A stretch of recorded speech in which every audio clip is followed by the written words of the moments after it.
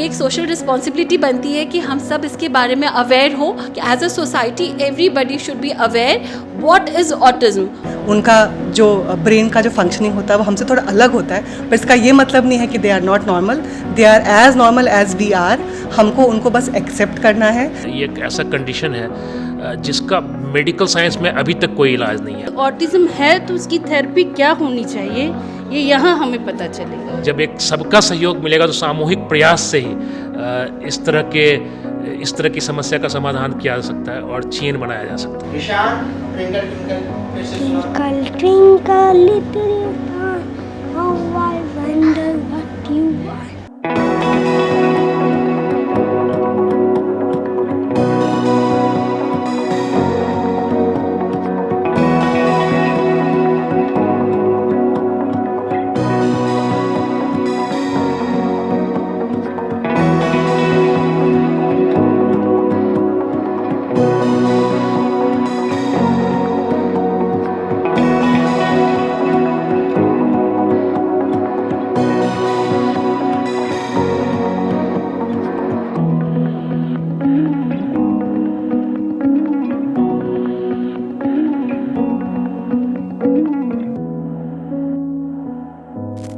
विचार लो कि मरते हो न मृत्यु से डरो कभी, मरो परंतु यो मरो की याद जो करे सभी।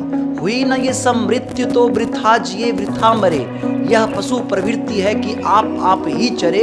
वह मनुष्य है कि जो मनुष्य के लिए मरे, वह मनुष्य है कि जो मनुष्य के लिए मरे। आज का ये वीडियो आपको एक बड़ा संदेश देने जा रहा है।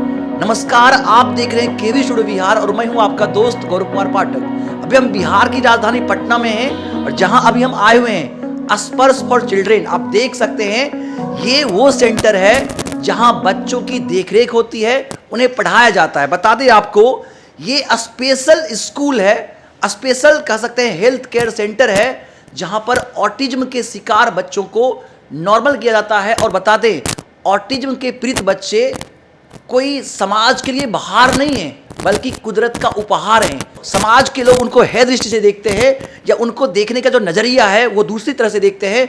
तो आज का यह वीडियो उन्हें जागरूक करने का है। आइए हम उन्हें अपनाएं, हम उन्हें गले लगाएं ताकि वो समाज की मुख्य धारा से जुड़ सके। बता दें आपको, नाम सुना होगा आपने स्टीफन विलियम हॉकिंग का। बता दें विश्व प्रसिद्ध वैज्ञानिक हुए।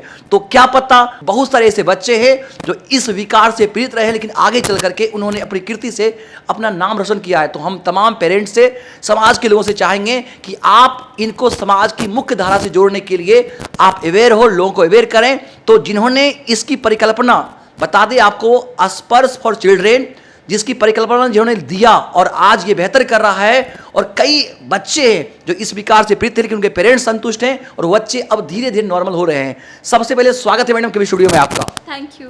वर्ल्ड ऑटिज्म डे को लेकर के क्या अवेयरनेस का मैसेज होगा, क्योंकि बहुत तेजी से ये विकार फैल रहा है? वर्ल्ड ऑटिज्म अवेयरनेस डे पे मैं यही कहना चाहूँगी कि ऑटिज्म को समझिए, इसके बारे में जागरूकता लाने के लिए सबसे पहले आप लोग इसके बारे में गूगल करिए, पढ़िए। ये काफ़ी हद तक में जिस तरह से इंक्रीज़ हो रहा है सोसाइटी में, इस तरह की केसेस सामने आ रही हैं, ये एक सोशल रिस्पॉन्सिबिलिटी बनती है कि हम सब इसके बारे में अवेयर हो और इस बात को भी समझे कि बच्चों में जब हमें कहीं भी ऐसा कुछ देखने के लिए मिलता है तो what shall our first step be, हमें किस तरह एज ए सोसाइटी बिहेव करना है। अगर हम किसी स्कूल में हैं, अगर हम प्रिंसिपल हैं, टीचर का रोल है, तो हमारे पास अगर ऐसा कोई स्टूडेंट आता है तो हमारा क्या रोल है। और अगर हम एक पेरेंट है और हमें ऐसा लगता है कि हमारे बच्चे में ऐसी कोई ट्रेड्स या सिम्टम्स आ रहे हैं तो हमारा क्या रोल है। तो ये सारी बातें जो लोग अभी तक अनभिज्ञ थे, ये जानना बहुत ज़रूरी है। इस अवेयरनेस डे पे हमारा यही मैसेज होता है कि as a society everybody should be aware what is autism, what are the symptoms. सबसे पहले ऑटिज्म के सिम्टम्स जानने पे हमें what are the dos and don'ts, हमें क्या करना चाहिए, क्या चीज़ें हमें नहीं करनी चाहिए। और उसके बाद में हमें बिना समय वेस्ट किए किस तरह से डायग्नोसिस और थेरेपी की तरफ बढ़ना है, क्योंकि डायग्नोसिस और थेरेपी ही है जिस पे चल कर के या तो वो बच्चे में जो ऑटिज्म के ट्रेट्स है वो या तो रिवर्स हो सकते हैं, या हो सकता है कि अगर वो बहुत माइल्ड हो, बॉर्डर लाइन पे हो, तो बिल्कुल गायब हो और वो बच्चा बिल्कुल नॉर्मल लाइफ लीड कर सके।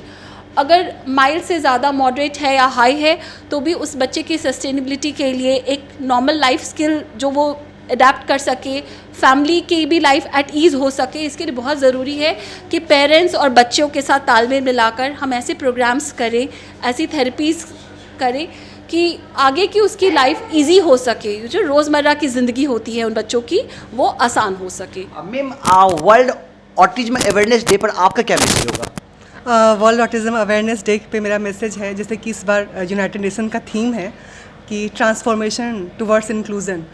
तो हम लोग हमेशा जब ऑटिज़म की बात करते हैं तो हम लोग हमेशा उनको नॉर्मल और एबनॉर्मल शब्दों से हम बोलते हैं कि ये नॉर्मल है, ये एबनॉर्मल है। ऐसा नहीं है। ऑटिस्टिक बच्चे न्यूरो डाइवर्जेंट होते हैं, उनका जो ब्रेन का जो फंक्शनिंग होता है वो हमसे थोड़ा अलग होता है, पर इसका ये मतलब नहीं है कि they are not normal, they are as normal as we are. हमको उनको बस एक्सेप्ट करना है। और हम लोग हमेशा क्योर की बात करते हैं कि बच्चे को ऑटिज़म है तो उसको कैसे ठीक हो जाएगा, कब वो बोलने लगेगा, कब वो बिल्कुल रेगुलर बच्चों जैसा दिखने लगेगा। इस पर हम लोग इसके बारे में ना सोचकर हम ये सोचें कि वो जैसा है सोसाइटी का पार्ट है, हमको उसको अपनाना है। वो स्कूल हो, सोसाइटी हो या हमारा खुद का घर हो, हम बच्चे को इंक्लूड करते जाएंगे तो वो बच्चा, तभी हम as a society, as a nation हम तभी ग्रो कर पाएंगे। मैम, एक सवाल हमारा है, चूँकि ये स्पेशल है, स्पेशल फॉर चिल्ड्रेन, स्पर्श फॉर चिल्ड्रेन, और ये स्पेशल स्कूल है, हेल्थ केयर है, ये मन में कैसे आया, किस तरह से आपने इसकी परिकल्पना की? जी, जब मैं मेरा बेटा जब 3-3.5 साल का था तो उसमें कुछ लक्षण ऑटिज़म के थे। मैं पहचान नहीं पाई कि उसको ऑटिज़म के लक्षण हैं, लेकिन चूँकि मेरी जो फैमिली है वो पूरा डॉक्टर्स बैकग्राउंड है, मेरे फादर इन लॉ, मेरे ब्रदर इन लॉ और मेरी सिस्टर इन लॉ, वो सब लोग वो जब देखते थे वेदांत को बड़ा होते हुए तो उनके मन में एक मतलब चिंता आई। उन्होंने मुझे बोला कि मुक्ता, इसको थेरेपी के लिए तुम सोचो, क्योंकि ये थोड़ा डिफरेंट है बाकी बच्चों से। तो फिर मुझे भी लगा, तो फिर मैं उसको लेकर उसके डायग्नोसिस के लिए मैं बाहर गई और फिर हैदराबाद में उसका डायग्नोसिस आया कि ही इज़ ऑटिस्टिक। तो फिर बात हुई कि अब थेरेपी करानी है। उस समय पटना में कोई वैसा सेंटर नहीं था, थेरेपी सेंटर, जहाँ पे उसको एक इंटीग्रेटेड थेरेपी मिल पाए। तो फिर हम लोग दिल्ली मूव किए एंड दिल्ली में स्पर्श फॉर चिल्ड्रन एक थेरेपी सेंटर है जहाँ पे सुरभि वर्मा के वहाँ के डायरेक्टर हैं, she is a special educator by profession. तो उन्होंने फिर वेदांत के साथ काम करना शुरू किया। लगभग 2 साल हम लोग दिल्ली में थे उनके थेरेपी में। लेकिन चूँकि ये जर्नी जो है बहुत लंबी होती है, हम हमेशा सोचते हैं कि ऑटिज़म है, 6 महीने साल भर थेरेपी कराएंगे, थोड़ा ध्यान देंगे, बच्चा ठीक हो जाएगा, बच्चा रेगुलर हो जाएगा। ऐसा होता नहीं है, क्योंकि ऑटिज़म बाय बर्थ होता है और autism is a life condition, it's a life pattern. वो उसका वही बच्चा वैसा ही रहेगा। तो आप कितने लंबे आप वैसी जगह पे रह सकते हैं जहाँ आपका सपोर्ट सिस्टम नहीं है। तो फिर हम लोगों ने सोचा कि पटना में बहुत सारे ऐसे पेरेंट्स हैं जो कि फाइनेंशियली भी इतने वेल नहीं हैं कि वो दिल्ली जाकर या और बड़े बड़े शहरों में जाकर अपने बच्चे की थेरेपी करा सके। तो चूँकि मैं बिहार से हूँ तो मेरा बिहार के प्रति ये कर्तव्य बनता है कि मैं भी कम से कम बिहार की राजधानी पटना में कुछ तो स्टार्ट करूँ, ताकि यहाँ के जो बच्चे हैं उनको सही समय पर सही ट्रीटमेंट मिल सके। और तब हम लोगों ने स्पर्श फॉर चिल्ड्रन की परिकल्पना की और फिर स्टार्ट किया। हाँ, थैंक यू मैम। आपने अपने बच्चों के साथ साथ हमारे प्रदेश के बच्चों के बारे में सोचा। पुनः एक बार केवी स्टोर की ओर से शुभकामनाएं और बहुत बहुत आभार आपका। मैम, हम आपसे जानना चाहिए, क्योंकि आप दिल्ली में थी और अब पटना आ गई हैं, तो एक दोनों का एक परिवार का एक साथ मिला, एक अच्छा जो कह सकते हैं कम्बिनेशन बना। ये ऑटिज्म है क्या? अगर सरल भाषा में कहें, जो हमारे व्यूअर्स दर्शक देख रहे हैं, तो क्या कहना चाहेंगे, ऑटिज्म है क्या? ऑटिज्म एक परिस्थिति है और बाय बर्थ है, जैसा कि हम चाहते हैं, लेकिन the child is not social. वो वर्बल नहीं होता है, सोशल नहीं होता है, आई कॉन्टैक्ट्स नहीं देगा। जिस तरह से एक नॉर्मल बच्चा रूबरू होकर बात करता है, अपने पेरेंट्स से अपने मन की बात कहता है, अपनी परेशानियाँ, नीड्स बताता है, ये बच्चे नहीं कह पाते हैं। और लर्निंग्स भी कई हद तक इससे अफेक्टेड हो जाता है कि जिस तरह स्कूल में आप पेरेंट्स इंस्ट्रक्शन देते हैं, टीचर्स इंस्ट्रक्शन देते हैं, वो बच्चे फॉलो कर पाते हैं। तो ये बच्चे जो होते हैं ये उस तरह से इंस्ट्रक्शंस भी नहीं ले पाते, तो इनकी लर्निंग भी, स्कूल लाइफ भी कहीं ना कहीं अफेक्टेड होती है। प्लेफुल नहीं होते हैं ज़्यादा, दूसरे बच्चों के साथ में अलूफ़ रहना चाहते हैं। तो जहाँ हम सोसाइटी में सारे बच्चे एक साथ खेलते हैं, आप देखेंगे कि ये बच्चे थोड़ा अलग रहना चाहते हैं। तो यहाँ पे बाकी बच्चों को हम सिखा सकते हैं कि आप उन्हें अपने साथ लो और उन्हें खेलना सिखाओ, क्योंकि बाय बर्थ इनका जो नेचर होता है वो स्लोली एडमेंट हो जाते हैं कि हमें अकेले ही रहना है, हमें अपने तरीके से ही रहना है। तो काफ़ी डिफरेंट होते हैं, सोशल बिहेवियर इनका बहुत डिफरेंट होता है। अच्छा मैम, जैसा इन्होंने कहा कि इनका सोशल एक्टिविटी जो होता है डिफरेंट होता है, जैसे आपने भी कहा कि पहले स्टार्टिंग में आपको भी पता नहीं चला था, तो दूसरे अन्य पेरेंट्स जो आपको यहाँ से देख पा रहे हैं या व्यूअर्स देख पा रहे हैं, कैसे पहचाने, किन लक्षणों को ध्यान दें ताकि समय पे उनको पता चले कि हमारा बच्चा ऑटिज्म से पीड़ित है और वो सही टाइम पे उसका इलाज शुरू कर सके? जी, ऑटिज़म एक्चुअली एक न्यूरो डेवलपमेंटल कंडीशन है। तो उसमें जो सबसे पहला सिम्टम्स होता है वो ये है कि बच्चा आई कांटेक्ट नहीं करता है, और वो आपकी आंखों में आंखें डालकर बात नहीं करेगा, वो हमेशा आई कांटेक्ट को अवॉइड करता है। दूसरा जो सिम्टम बहुत प्रोमिनेंट है वो नेम रिस्पॉन्ड नहीं, आप कितने अभी आप उसका नाम पुकारेंगे वो मुड़कर आपकी तरफ नहीं देखेगा। थर्ड इज़ बच्चा हमेशा अपने आप में खोया रहता है, स्वालीन जिसको आप कह सकते हैं, आत्ममुग्ध कह सकते हैं, वो अपनी दुनिया में खोया रहता है। फोर्थ है कि बच्चा कम्युनिकेट नहीं करना चाहता है, जितनी उसकी ज़रूरत होगी वो उतना ही बात आपसे करना चाहेगा, जो उसकी ज़रूरत नहीं है वो आपसे बात नहीं करेगा। तो ये सारी सिम्टम्स हैं जिनके बेसिस पर हम कह सकते हैं कि हाँ, ये बच्चा ऑटिज़म स्पेक्ट्रम डिसऑर्डर में आ सकता है। और जब हमें लगे कि बच्चे को ऑटिज़म है तो सबसे पहले जितनी जल्दी हो सके किसी साइकाट्रिस्ट से, साइकोलॉजिस्ट से मिलकर आप उसका असेसमेंट करा सकते हैं। असेसमेंट की भी ज़रूरत नहीं, अगर आपको लग रहा है कि सिम्टम्स हैं तो आप उस सिम्टम्स को ट्रीट करने के लिए किसी भी थेरेपी सेंटर को अप्रोच कर सकते हैं। जैसा कि मैंने बताया, मैडम आपने बताया, अगर किसी बच्चे को ऑटिज्म स्पेक्ट्रम डिसऑर्डर है तो कैसे उसका इलाज हो, किस तरह से उसको पुनः उसको ठीक किया जा सके? देखिए, ऑटिज़म जो होता है वो बाय बर्थ होता है, जैसे मैंने पहले भी बताया। तो इसमें हम बच्चे को जो उसके सिम्टम्स होते हैं, जनरली क्या होता है कि जो हमारी जो 5 सेंसेस हैं, जो 5 ज्ञानेंद्रियाँ हैं, उसके अलावा भी 3 और सेंसेस होते हैं जो कि छुपे हुए होते हैं, हिडन सेंस उनको बोलते हैं। इन 8 सेंस के कोऑर्डिनेशन में कुछ दिक्कत आती है, इस कारण वो बच्चा डिफरेंटली बिहेव करता है। तो कितनी बार हम सोचते हैं कि बच्चा हैंड फ्लैपिंग कर रहा है या बच्चा जंप कर रहा है या उसका आई मूवमेंट थोड़ा डिफरेंट है, तो हम सोचते हैं कि हमको इनको ठीक करना है। तो ये अगर उसकी लर्निंग में बाधा पहुंचा रहा है, अगर मुझे लग रहा है कि बच्चा इतना ज़्यादा अपने आप में खोया हुआ है कि वो लर्न नहीं कर रहा है चीज़ों को, तब हम ऑक्यूपेशनल थेरेपी के माध्यम से उनके उन सेंसेस पे काम करते हैं, जो मैंने आपको 8 सेंसेस बताए। तो उन सेंसेस पे हम काम करके उसके पूरे जो बॉडी एंड ब्रेन का जो कोऑर्डिनेशन हम जिसको बोलते हैं, हम उस कोऑर्डिनेशन पे काम करके बच्चे को सेटल करते हैं फर्स्ट ऑफ ऑल। एंड जब बच्चा सेटल हो जाता है, हमें लगता है कि अब बच्चा सीखने की स्थिति में आ चुका है, तो फिर हम उसको लैंग्वेज और स्पेशल एजुकेशन में सिखाते हैं, ताकि वो जो लाइफ स्किल्स है, लाइफ स्किल्स के साथ साथ जो एजुकेशन का पार्ट है वो भी सीख सके। अगर बच्चे में स्पीच की संभावना है, ऑटिज़म में बहुत बच्चे नॉन वर्बल होते हैं और देखा गया है कि 40% बच्चे ही बोल पाते हैं, स्पीच नहीं आ पाती है बहुत बच्चों में। 60% बच्चे आजीवन नॉन वर्बल रह जाते हैं। तो जिनमें स्पीच की संभावना है उनको हम लोग स्पीच थेरेपी के माध्यम से स्पीच भी देते हैं। ऐसे करके हम लोग उनका एक इंटीग्रेटेड अप्रोच रखते हैं। ऑटिज्म से जो पीड़ित बच्चे हैं उन बच्चों का देखभाल कैसे किया जाए? जी, ऑटिज़म से जो बच्चे ऑटिज़म में हैं, हमको उनके लिए सबसे पहले एक कंड्यूसिव इन्वायरमेंट घर में, ये पेरेंट्स के ऊपर, मतलब पेरेंट्स के ऊपर बहुत बड़ी जिम्मेदारी। अगर आपके बच्चे को लग रहा है कि ऑटिज़म है तो सबसे पहले आप उसकी पहचान करें, देखें कि हाँ ऑटिज़म है। उसके बाद जो भी आपके नियरेस्ट जो थेरेपी सेंटर हैं आप पता करें।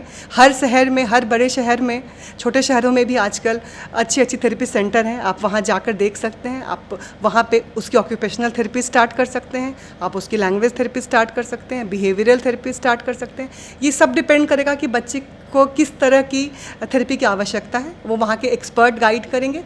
तो आप किसी भी एक्सपर्ट के गाइडेंस में आप बच्चे की थेरेपी स्टार्ट कर सकते हैं। Thank you ma'am. मैम, हम आपसे ये जानना चाहेंगे, अगर आपके आसपास या हमारे आसपास कोई बच्चा ऑटिज्म स्पेक्ट्रम डिसऑर्डर से पीड़ित है तो उससे क्या करना चाहिए समाज के लोगों को या उनके पेरेंट्स को या आसपास के लोगों को, या हम उसमें क्या करें? से किसी भी पब्लिक प्लेस पे कई बार होता है कि हम ऐसे बच्चों वी कम अक्रॉस किड्स जो ऐसा कुछ सिम्टम्स दिखा रहे होते हैं, जिसके कारण हम जनरली एक सिचुएशन ऐसी होती है, हम कहते हैं कि ये अनोइंग है, हम इरिटेट हो रहे हैं। तो सबसे पहले तो इन शब्दों का यूज़ नहीं करें। Try to understand. अगर आप ऑटिज़म समझते हैं तो आप समझेंगे कि वो बच्चा ऑलरेडी पीड़ित है, और जो पीड़ित होता है उसके लिए हाथ बढ़ाना चाहिए, हेल्प का हाथ बढ़ाना चाहिए।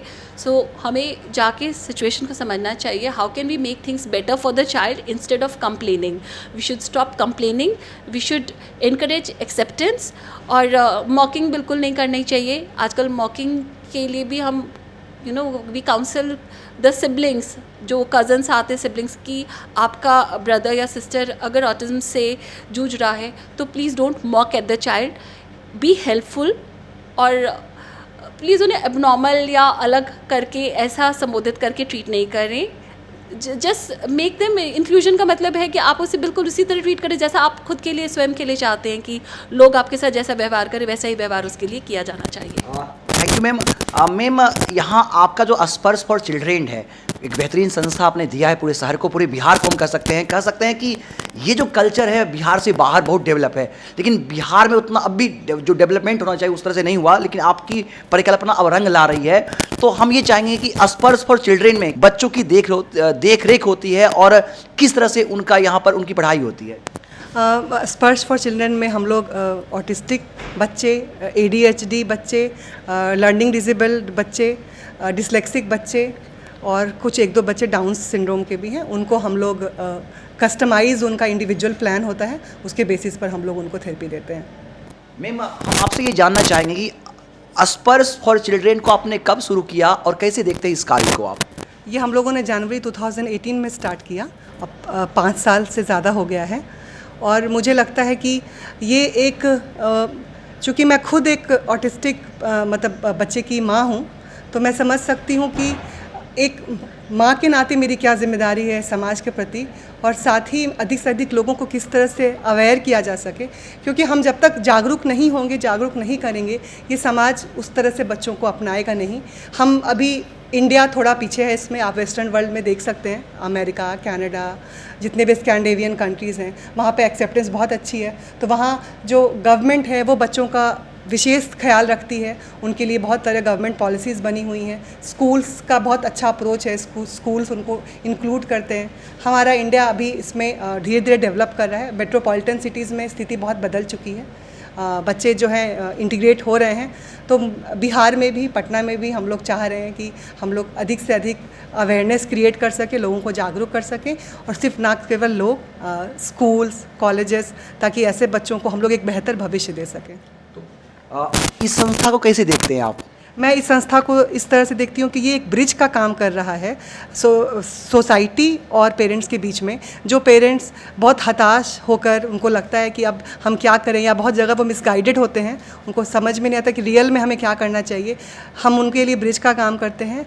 हम उनको स्कूल, उनके बच्चे मेन स्ट्रीम हो सके, इंटीग्रेट हो सके, ना केवल स्कूल में बल्कि कम्युनिटी में, सोसाइटी में, उनको हम लोग इस तरह से हम उनको काउंसिल करते हैं और हम लोग उस तरह से उनको सर्विसेज देते हैं ताकि वो बच्चा आगे जाकर एक फुल लाइफ अपनी जी सके, स्कूल जा सके, कॉलेज जा सके। तो हम बेसिकली एक अवेयरनेस क्रिएट करने का कैंपेन के रूप में, एक ब्रिज के रूप में, एक काउंसलर के रूप में काम करते हैं। अच्छा, हम आपसे ये जानना चाहेंगे, हम दोनों मैडम से बात करेंगे, आपसे भी और मैडम से भी बात करेंगे, कैसे काम करती है स्पर्श फॉर चिल्ड्रेन? स्पर्श फॉर चिल्ड्रन में हमारे यहाँ जब कोई बच्चा आता है तो सबसे पहले हम देखते हैं कि ऑटिज़म स्पेक्ट्रम डिसऑर्डर में वो बच्चा है कि नहीं।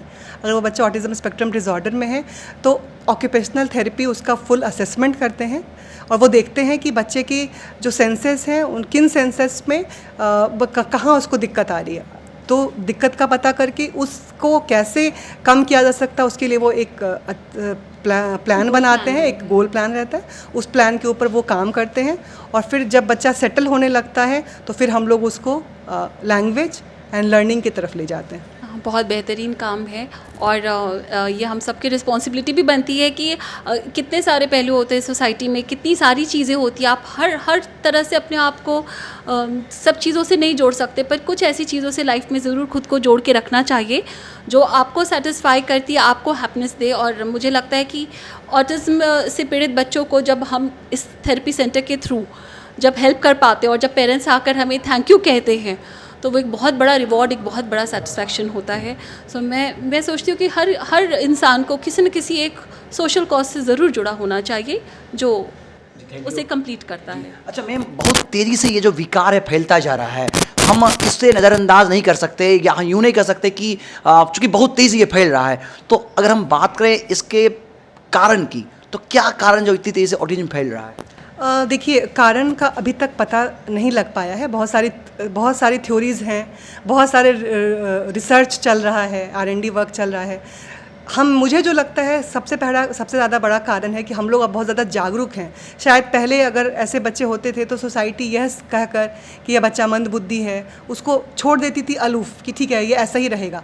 अब हम लोग ज़्यादा आसपास देख पा रहे हैं, ज़्यादा जागरूक हैं, तो हम लोग ज़्यादा कारण मतलब देख पा रहे हैं कि हाँ बच्चे को प्रॉब्लम है, इसलिए वो हमको लग रहा है। लेकिन समस्या तब भी थी, समस्या अभी भी है, बस हम ज़्यादा जागरूक हैं इसलिए हम पहचान कर पा रहे हैं। चलते चलते हम आखिरी सवाल लेना चाहेंगे, दोनों मैडम से लेना चाहेंगे। इस तरह के जो पीड़ित बच्चे हैं उनको हम कैसे देखें? चूँकि ये बच्चे बिल्कुल, चूँकि स्टीफन, हमने नाम लिया स्टीफन विलियम हॉकिंग का, वैज्ञानिक बने, तो इस तरह के बच्चों के बारे में क्या सोचते हैं? देखिए, ऑटिज़म में बहुत सारे ऐसे बच्चे हैं जिन्होंने इतने सारे कीर्तिमान बनाए हैं। आपने सुना होगा जस्ट 1 साल पहले जिया राय नाम की एक 13 साल की बच्ची थी जो कि श्रीलंका से जिसने स्विमिंग शुरू की और धनुषकोडी तक तमिलनाडु में वो स्विम करके आई। 13 घंटे से ज़्यादा उसने स्विमिंग एक लगातार की और ये अपने तरह का एक कीर्तिमान है। तो उसने अपने माँ बाप का सर गर्व से ऊंचा किया। वो एक ऑटिस्टिक बच्ची थी। इसी तरह से रणवीर सिंह सैनी है एक बच्चा जो कि गोल्फर है। उसने कितने सारे वर्ल्ड रिकॉर्ड्स बनाए हैं, कितने सारे उसने ओलंपिक में मेडल्स जीते हैं। ऐसे बहुत सारे एग्जाम्पल हैं। तो जो बच्चा ऑटिस्टिक है उसमें बहुत सारे बच्चों में बहुत सारे गुण होते हैं। अगर हम उनको निखारें तो वो आपकी सोसाइटी के लिए, आपके देश के लिए धरोहर बन सकते हैं। इसके अलग मैं एक और बात कहना चाहती हूँ कि ज़रूरी नहीं है कि हर बच्चे में कोई ना कोई गुण हो। जैसे हम हैं, मैं भी बहुत एवरेज हूँ, मेरे में कुछ खास ऐसे गुण नहीं हैं, लेकिन फिर भी सोसाइटी ने मुझे अपनाया है ना, मुझे स्वीकार किया है ना। जिस बच्चे में कोई गुण नहीं भी है उसको भी हम स्वीकार कर सकते हैं। Thank you ma'am. पुनः एक बार केवी स्टूडियो की ओर से आपको बहुत बहुत शुभकामनाएं और आपकी संस्था काफ़ी अच्छा कर रही है। क्या कहें, बहुत ही अच्छा लगा हमें। तहे दिल से आपका आभार। आपके प्रति संपूर्ण शहरवासी, संपूर्ण राज्यवासी, हम सब कृतज्ञता ज्ञापित करते हुए आपको पुनः थैंक्स करना चाहेंगे कि आपने एक नेक पहल की है समाज को, लोगों को जागरूक करने का। Thank you so much Gaurav ji. आप जो काम कर रहे हैं ये बहुत ही नोबल काम है। आपने हमारे इस मुहिम को सराहा, इसके लिए बहुत बहुत धन्यवाद। मैं डॉक्टर रोशन सर और पूरी केवी स्टूडियो की टीम की बहुत बहुत बहुत आभारी हूँ कि बेगूसराय से इतना लंबा सफ़र तय करके आए और आज हमारी इस मुहिम को उन्होंने देखा, इतना सराहा। आप लोगों के सहयोग की वजह से ही हमारा हौसला बुलंद होता है और हम आगे बढ़ते हैं। मेरा नाम मुक्ता मोहिनी है। मैं मिडिवर्सल फाउंडेशन स्पर्श फॉर चिल्ड्रन की को-फाउंडर। Thank you ma'am. चूँकि मैम ने बताया काफ़ी यूनिक होते हैं, कुदरत के करिश्मा उपहार हैं, तो ऑटिज्म पीड़ित बच्चे को कैसे देखते हैं आप? बस मैं यही समझती हूँ कि बहुत एक नॉर्मल नज़रिया होना चाहिए। जैसा आप चाहते हैं कि आपके साथ लोग जिस तरह से नज़र से आपको देखें, एक नॉर्मल सा नज़रिया होना चाहिए, कोई भेदभाव नहीं हो। अगर ये संभव हो सके तो बहुत बड़ी बात होगी। Thank you ma'am.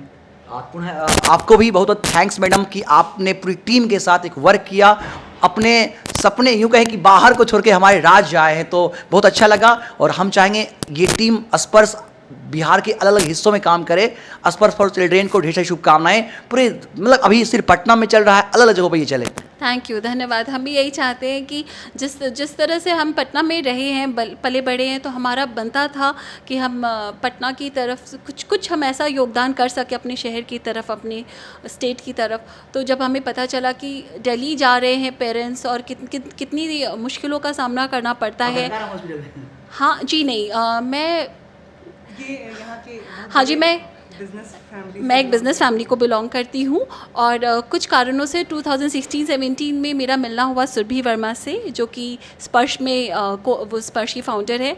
और जब मैंने वहाँ पे 2-3 साल समय बिताया, थोड़ी सी उनके साथ में ट्रेनिंग ली वगैरह, तो उस दौरान में मैं मुक्ता से भी जुड़ी और हम पहले से एक दूसरे को जानते थे। तो हमने एक साथ में तय किया कि इस तरह का कुछ हमें पटना में प्रोवाइड करना चाहिए, क्योंकि हम काफ़ी अच्छी केपेबल फैमिलीज़ को बिलोंग करते हैं और अच्छा खासा समय हम एक ऐसे सेंटर को बनाने के लिए दे सकते थे, चाहे वो ये समझा जाए जैसे आपने इस सेंटर को पटना में दिया है, तो आने वाले समय में ये पूरे राज्य के अलग जगहों पे होगा। बिल्कुल हो सकता है, बिकॉज यही हमारा आगे के लिए भी प्लानिंग यही है कि न केवल बोरिंग रोड तक के सेंटर समेत, तो हम चाहते हैं कि इसकी चेन हो और हम स्पर्श को अलग अलग एरियाज़ तक ले जा सकें, न केवल पटना बल्कि throughout Bihar. We want to approach the various cities, क्योंकि जिस तरह से पटना से या बाहर शहरों से बच्चे दिल्ली जा रहे थे वो उनके लिए दिक्कत थी। आज हम जब पटना में सेंटर खोल रखे तो हम देखते हैं कि गाँव से और अलग अलग इलाके और कस्बे से जब पेरेंट्स आते तो उनके लिए भी वही समस्या होती है, घर छोड़कर उन्हें पेरेंट को पटना आकर रहना बच्चे के साथ में, और तो ये सब आसान नहीं होता है एक सिंगल मदर के लिए, क्योंकि हस्बैंड्स मोस्टली जॉब में होते हैं। तो मुझे लगता है कि इस तरह की जो सेंटर है ये we would like to have more branches, और हम ज़्यादा लोगों तक अप्रोच कर सकें, ज़्यादा लोगों तक मदद फैला सकें। हमारी ओर से आपको भी बहुत बहुत धन्यवाद। पुनः केवी स्टूडियो भी आपको भी कहना चाहेगा कि आपने जो किया है बहुत नेक पहल है, आप इसको और फैलाएं ताकि पूरे समाज को इसका लाभ मिले। थैंक यू, बहुत बहुत धन्यवाद। और मैं आप लोगों की आभारी हूँ कि आज वर्ल्ड ऑटिज्म अवेयरनेस डे पे आप लोग ये अवेयरनेस फैलाने का काम करें, क्योंकि जर्नलिस्ट ही है जो इस बारे में लिखता है, बोलता है और अवेयरनेस फैलाता है, और हम जैसे जो भी कॉज से जुड़े हैं लोग, तो उनकी बात समाज तक पहुंचाने का काम आप ही करते हैं। रचना की Shirpuria, I am also the co-founder of Medivarsal Sparsh for children. धन्यवाद। हमारे साथ नवनीत रंजन भैया हैं, केवी स्टूडियो में स्वागत है भैया, और बहुत बहुत आभार इस तरह के सेंटर को हमारे शहर के लिए, हमारे राज्य के लिए देने के लिए। धन्यवाद गौरव जी, और हमारे पूरे मेडिवर्सल परिवार की ओर से पूरे केवी स्टूडियो को, डॉक्टर रोशन को, आपको, आप सबों को बहुत बहुत आभार कि आप हम लोग के साथ इंगेज होते हैं, और इस तरह की चीज़ें जो हैं जिसके बारे में समाज में जागरूकता फैलाना चाहिए, उसमें केवी स्टूडियो एक अहम भूमिका निभा रही है। उसके लिए मैं बहुत बहुत आभार प्रकट करता हूँ पूरे टीम का। भैया आपको भी केवी स्टूडियो बिहार की ओर से, मेडिवर्सल की पूरी टीम को, स्पर्श फॉर चिल्ड्रेन को ढेर सारी शुभकामनाएं, आभार। आपने एक नेक और सराहनीय प्रयास किया है। तो ये जो परिकल्पना आई, हम चाहेंगे जो हमारे व्यूअर्स दर्शक देख पा रहे हैं, तो स्पर्श फॉर चिल्ड्रेन की जो परिकल्पना आपके मन में आई और इसको लेकर के, और मेडिवर्सल CSR फाउंडेशन से ये जुड़ा हुआ है, तो इसकी पूरी जानकारी। जी गौरव जी, 2 अप्रैल को वर्ल्ड ऑटिज्म डे होता है। पूरे विश्व में ऑटिज्म के बारे में जानकारी दी जाती है, और ये जो स्पर्श फॉर चिल्ड्रन स्कूल है, ये एक्चुअली एक मेडिवर्सल फाउंडेशन, जो एक हमारा मेडिवर्सल का CSR इनिशिएटिव है उसका, और स्पर्श फॉर चिल्ड्रन दिल्ली का एक साझा भागीदारी है, जिसके तहत ये स्पर्श पटना स्कूल चलता है, जो ऑटिज्म, डिसलेक्सिया, ADHD इस तरह के बच्चों के लिए है।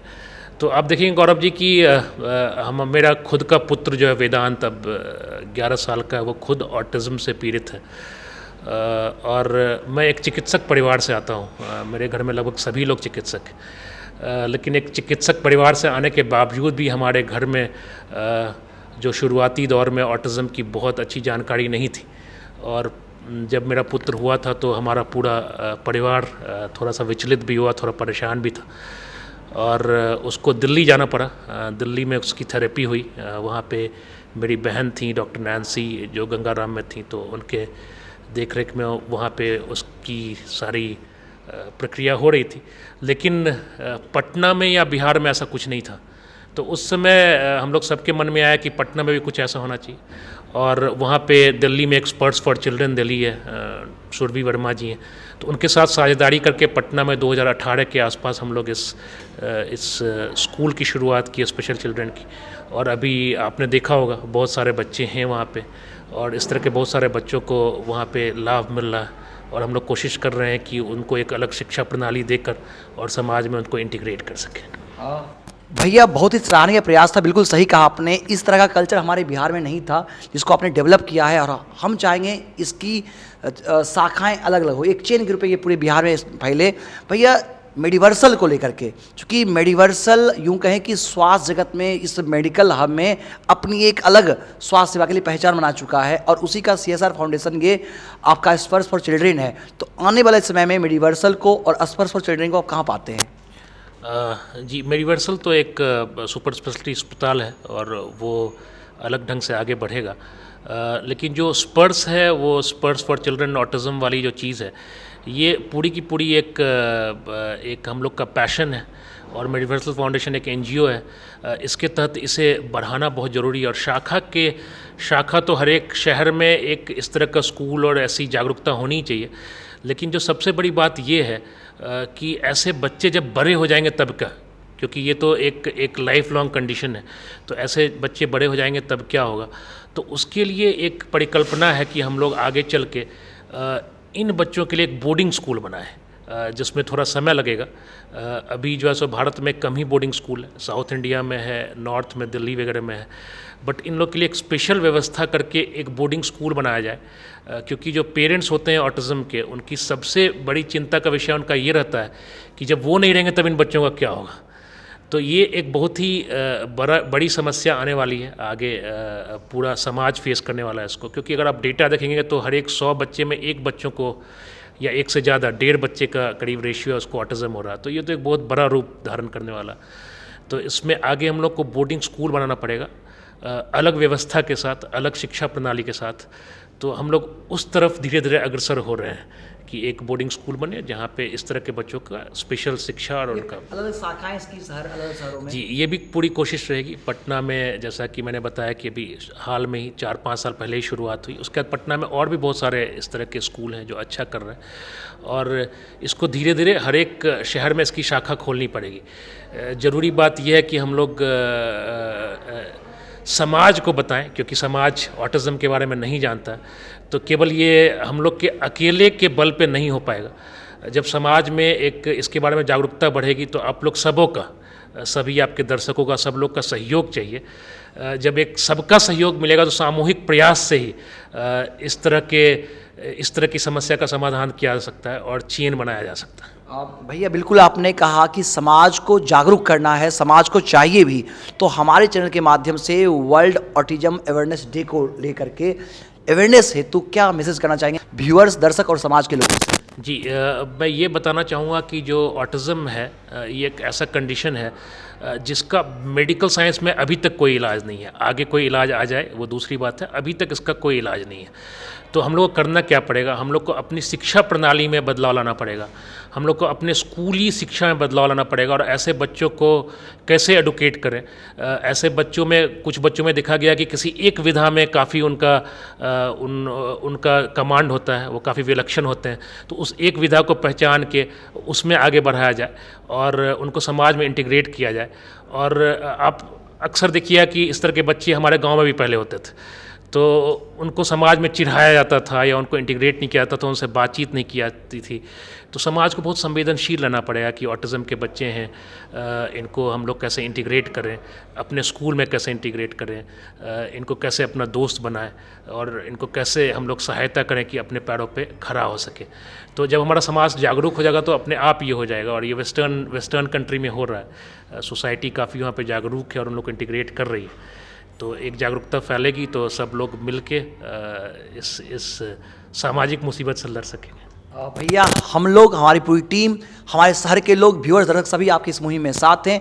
आपने नेक और सराहनीय प्रयास किया है। आइए हम संकल्प लेते हैं इस वर्ल्ड ऑटिज्म अवेयरनेस डे पर कि भैया की इस मुहिम में, स्पर्श फॉर चिल्ड्रेन की इस मुहिम में आइए हम ऑटिज्म स्पेक्ट्रम डिसऑर्डर से जो पीड़ित, विकार से जो पीड़ित बच्चे हैं, हम उनका साथ दें, उन्हें गले लगाएं, उनकी ओर हाथ बढ़ाएं, उन्हें प्यार करें, और उन्हें हम समाज की तरह, अन्य लोगों की तरह ही नॉर्मल समझें।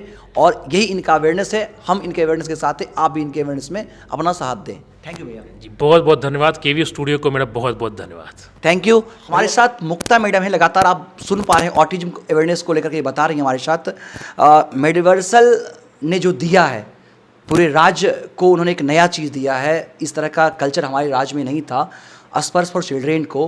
तो कैसे देखते हैं आप इसको? जी बिल्कुल, मेडिवर्सल हॉस्पिटल के तरफ से हम लोगों ने जो मेडिवर्सल फाउंडेशन बनाया है, तो सबसे पहले तो इसकी बहुत लंबी कहानी है कि किस तरह से मैं चूँकि बेगूसराय ज़िले से हूँ, मेरे father in law doctor Nalini Ranjan Singh बहुत विख्यात वहाँ के ऑर्थोपेडिक सर्जन हैं। और चूँकि मैं जब शादी करके आई तो मैंने देखा कि मेडिकल फैमिली मुझे मिली, और फिर वहाँ पर मेरा जो बेटा है वेदांत, उसके अंदर ऑटिज़म के कुछ सिम्टम्स थे। तो चूँकि मैं नॉन मेडिको बैकग्राउंड की थी, मेरा कुछ सरोकार नहीं था मेडिसिन फील्ड में, तो मैं पहचान नहीं पाई कि इसको कुछ दिक्कत है। किंतु मेरे परिवार वाले, फादर इन लॉ ने, मेरे brother in law doctor Nishant Ranjan, वो लोगों ने देखा, उनको लगा कि बच्चा थोड़ा डिफरेंट है। और तब उन लोगों ने मुझे इतना हौसला दिया कि मैं आराम से, मैं खुद एक गवर्नमेंट जॉब में हूँ, अभी मैं फ़िलहाल छुट्टी पे हूँ, तो उन लोगों ने इतना हौसला दिया, मुझे इतना सपोर्ट किया कि मैंने छुट्टी ली। मैं 2 साल आराम से दिल्ली में रही और मेरा पूरा ध्यान सिर्फ़ और सिर्फ अपने बच्चे के थेरेपी पे था। और तब हमने सोचा कि जब भी पटना में हम लोग लौट कर जाएंगे तो पटना में भी इस तरह की एक अच्छी संस्था स्टार्ट करेंगे, जहाँ पे सिर्फ मेरा बेटा ही नहीं, जो जितनी भी ऐसी माएँ हैं जिनके बच्चों को ये समस्या है, वो उनको हम एक प्रॉपर थेरेपी दे पाएँ। तो इस तरह से बहुत बड़ा योगदान रहा है पूरी मेरी फैमिली का, पूरी मेडिवर्सल फैमिली का। अभी तो एक सेंटर आपका चल रहा है पटना में, आने वाले समय में स्पर्श फॉर चिल्ड्रन को कहाँ देख पाते हैं बिहार में?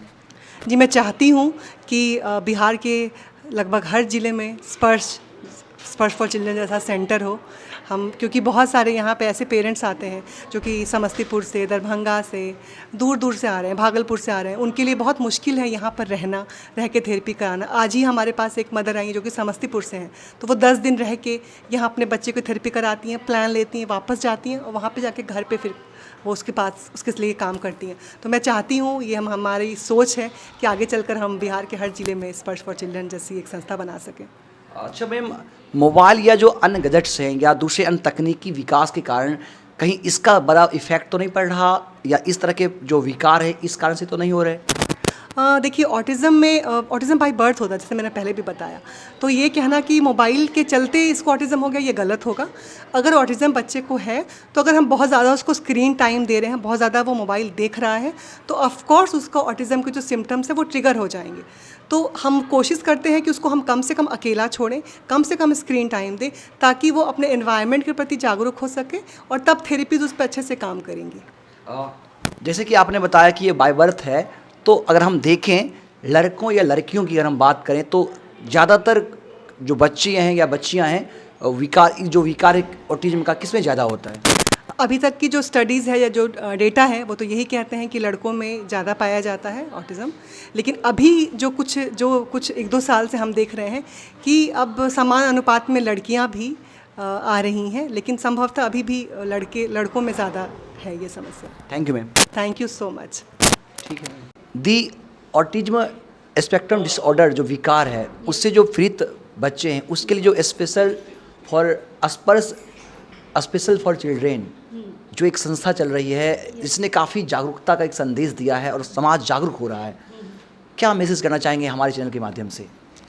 देखिए, हम लोग एज अ पेरेंट्स जिनके बच्चों में ऑटिज़म है, उनके लिए हमारे पेरेंट्स जैसे कोई लिए थेरेपी मिलना, वो भी सही थेरेपी मिलना, वो हमारे लिए सबसे मुश्किल काम है। और ये चीज़ फील हम लोगों ने मतलब यहाँ स्पर्श आने के बाद ये फील हुआ कि ऑटिज़म है तो उसकी थेरेपी क्या होनी चाहिए, ये यहाँ हमें पता चले। क्योंकि थेरेपी के बारे में हमें पता ही नहीं है कि उनको क्या होना चाहिए थेरेपी में। तो वो जो सही डायरेक्शन है वो स्पर्श में आके हमें मिला, और बच्चे को क्या केयर होती है, बच्चे की क्या नीड है, ये सब हुए यहाँ आने के बाद हम लोगों को उस चीज़ को मतलब जो फुलफिल होना है वो हुआ हमारा। एक प्रश्न लेना चाहेंगे। जैसे आपके बच्चे ऑटिज्म से पीड़ित हैं, इस तरह के जो बच्चे स्पेशल हैं, चूँकि ये कुदरत के गिफ्ट हैं, तो दूसरे अन्य जो पेरेंट्स हमारे यहाँ से देख पा रहे हैं या व्यूअर्स दर्शक देख पा रहे हैं, अगर उनके बच्चों में ये विकार है तो उनसे एज ए पेरेंट क्या मैसेज होगा, या जो भी दर्शक व्यूअर्स देख रहे हैं? देखिए, इसका सबसे पहले तो पेरेंट्स को मैं बोलूँगी, उनकी फैमिली को बोलूँगी कि इस चीज़ को लिए वो अवेयर रहे, और इस चीज़ को शर्मिंदगी या मतलब एक होता है कि इस चीज़ को छुपाएंगे, वो मेंटलिटी उसको सबसे पहले हटानी है। क्योंकि अगर आप किसी प्रॉब्लम को छुपाएंगे तो वो छुपेगी नहीं। तो उससे बेटर है कि आप उस चीज़ को एक्सेप्ट करें और उसको हम कैसे अच्छा करें इसके पीछे हम लोग लगे कि हमें क्या थेरेपी चाहिए, बच्चे को क्या देना है, क्या करना है इसकी, तो उस चीज़ पे हम लोग फोकस करें ना, सबसे फोकस उस पे जानी चाहिए। और बाकी हम ये नहीं करना है कि हमें इसको छुपा के या किसी को बताए ना, इसको हटा के रखे, इसको जितना सोशलाइजिंग कर दे सकते हैं वो करना है हमें। तो पेरेंट्स को और जिनके घर में ऐसे बच्चे हैं उनको स्पेशली ये कहूँगी कि इसको आप खुशी खुशी एक्सेप्ट कीजिए और कोशिश कीजिए कि जो मैं बच्चे के लिए कर सकती हूँ, उसको जो थेरेपी सही दे सकती हूँ उसके पीछे लगे, ना कि हमको समाज में लोग क्या कर रहे हैं, मेरे बच्चे को क्यों ऐसे देख रहे, उनसे हमारा कोई लेना देना नहीं है। बस मेरा बच्चा कैसे अच्छा करेगा, उसमें कैसे सुधार आएगी, बस उसी चीज़ को लेके हमको चलना है। तो प्लीज़ जिनके भी बच्चे ऐसे, तो पहले वो थेरेपी के ऊपर फोकस करें और बच्चे को हर जगह लेके जाए जहाँ उनका बच्चा खुश रह सके। ऐसे तो नज़रिया बदला है सोसाइटी का, आज समाज इनको अपना रहा है और समाज भी ये बदला है सोसाइटी की नहीं, उनके पेरेंट्स को बदलना है क्योंकि बोल तो रहे कि ये जो चीज़ हमारी सोसाइटी वो हम ही लोगों से है, किसी और लोगों की नहीं है। तो जब हम ही नहीं सही हैं तो फिर दूसरे से क्यों एक्सपेक्ट करें कि वो मेरे बच्चे को एक्सेप्ट करे। पहले तो हमें एक्सेप्ट करना है ना, हमारे पेरेंट्स को एक्सेप्ट करना है, हमारे रिलेटिव को एक्सेप्ट करना है कि हाँ ऐसी भी चीज़ें हैं, इनको भी हम लोग एक सही पॉजिटिविटी के साथ लेके चले। अगर आप उसको गलत तरीके से देखोगे तो ऐसे नहीं कि इनकी फीलिंग्स नहीं है, इनकी भी फीलिंग्स है। अगर वो नेगेटिविटी एक्सेप्ट देखते हैं तो वो भी ऐसे लोगों के पास जाने से ही लोग भागते हैं। ये संस्था अच्छा कर रहा है इस क्षेत्र में, बहुत काफ़ी अच्छा। बोल तो रही हूँ कि थेरेपी में क्या होना चाहिए हमें भी नहीं मालूम था, लेकिन जो बच्चे को जो केयर चाहिए, उसके साथ जो थेरेपी चाहिए, ये यहीं आकर हम लोगों को समझ में आया है। Twinkle, twinkle, little star, how I wonder what you are. Up the wonder was so high, like a diamond in the sky. Babu, what is your father's name? My father's name is Dr. Raghavind. Wow. What is your mother's name? My name is Dr. Nana. Wow, good. What is your name? Twinkle, twinkle, little star, how I wonder what you are. Up the like a diamond in the sky.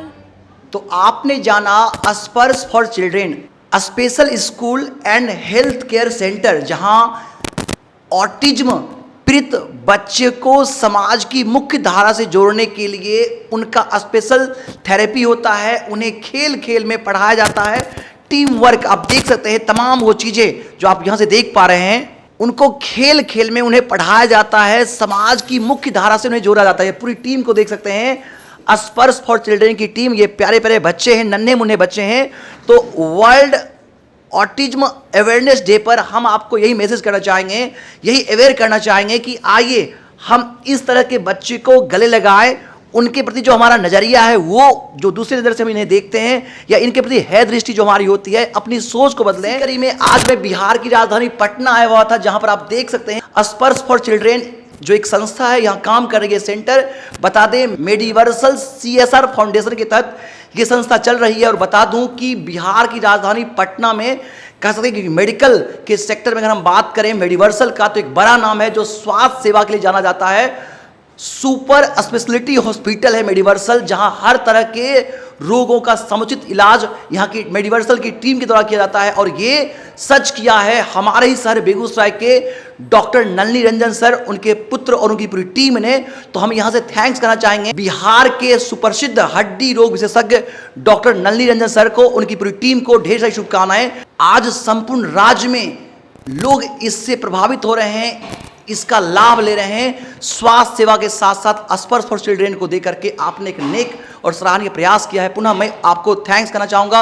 लगातार बने रहिए हमारे साथ। केवी studio आपको लगातार इस तरह के वीडियो दिखाता है ताकि आप अवेयर हो। तो आइए वर्ल्ड ऑटिज्म अवेयरनेस डे पर हम अवेयर हो और लोगों को अवेयर करें। सुजीत के साथ मैं गौरव कुमार पाठक, केवी स्टूडियो बिहार।